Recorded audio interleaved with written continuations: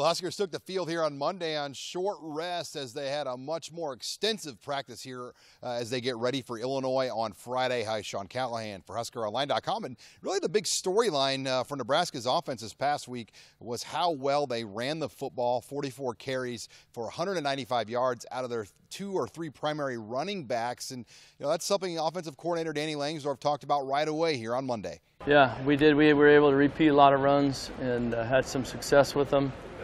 And I thought that, finding that identity that way is good. And we were able to come back to them. I tried to dress them up a little bit, and it was good stuff. And the Huskers were able to do all of this without their main workhorse, Trey Bryant, in the lineup. And that's caused an interesting debate on what happens when Bryant comes back. Yeah, I think so. I think that they've earned that right to play. They've done a nice job of filling in. We were pretty heavy with Trey in the first couple weeks, and rightfully so the way he was playing. But the fact that we were able to get those other guys in there and needed to is encouraging. The depth in that group is good, and so I think continuing to roll those guys has been helpful to keep them fresh. I think they're different style runners, so I think that's a good thing too. You get Mikhail's got a little more quickness. Divine, I think, ran downhill well, and that showed.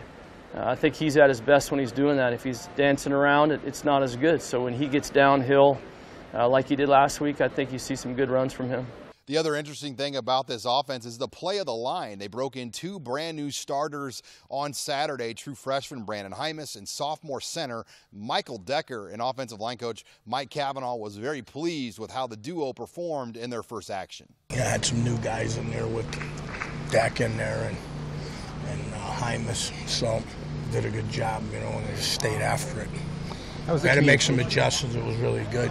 Decker saw things and we talked right away and related to past teams. They did something with an out front and put 58 and another guy 6 in the middle, and he goes, it was kind of like when we were getting ready for Arkansas State. They had 2 DNs in there, so we had a specific way we wanted to handle it, and he got it. And then on one of those first pressures in the beginning of the game, they stemmed from like a 4-down front to kind of a bastard bear front, so there was a 3 and a 1 on the same side. So we ended up adjusting to that, and then the next time we got it, we did a good job picking it up. So he was really good. Particularly with Hymas, when you look at him as a true freshman coming into a game at right tackle, Cavanaugh said the future is very bright for this young man out of Austin, Texas. Had a couple of guys that started right away, but for Hymas to grow in there and end up starting, he just works hard and he loves football. It's important to him. He studies the game. So, he's a great guy, and he's going to be a great player. Does it make you feel good, your valuation you had on him was spot on? It was Roman, Mike Phillip, myself, and everybody. He was a guy that probably this year everybody in the country would have been recruiting, So he comes from a great family and a great program in Lake Travis, and he's a great kid. And, I just love how serious he is about football and what it means to him and how he prepares and doesn't flinch, So pretty neat. As for how things will be played going forward with the offensive line, that remains to be seen. As Cavanaugh said, when some of these injured guys like David Neville and Cole Conrad and Matt Farniak get back on the field, it's no guarantee they get their starting jobs back. It's competition right now. There's no guarantee though a guy gets his job back from injuries. Nope.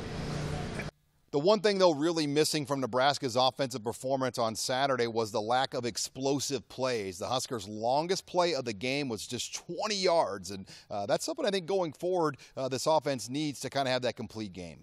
You're always looking for big plays, but, you take it as it comes. You can't always dictate when you can make a big play or a big play is going to come. So you obviously would love a big play, a first down, 99-yarder, kickoff, go sit down, but you can't always dictate that, but you definitely would like some big plays, and you just got to, when you get that opportunity, take advantage.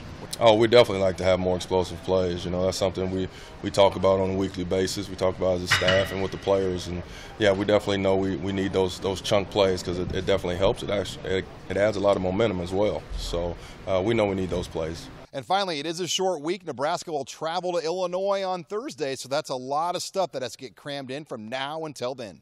I'm sure we're going to have to speed things up a little bit, but I don't think our days will change much. We'll start kind of the same days. We actually did stuff yesterday, just kind of speed up the process a little bit. We usually have Sundays off, and we did this week. So we're just going to, I think, bump everything up a day and keep the same day schedules, though. So I think the big thing is just preparation. Just make sure watch more film than you did last week, just because you have such a limited time to prepare for the game. We don't have to prepare differently, just I guess quicker since we have shorter days to prepare, but we're going to prepare the same, do everything we've been doing. On the injury front, linebacker Tyron Ferguson returned to the field. Still questions, though, about wide receiver Stanley Morgan Jr. and running back Trey Bryan, as their status is unknown for Friday's game in Champaign. With the Huskers in Lincoln, I'm Sean Callahan of HuskerOnline.com.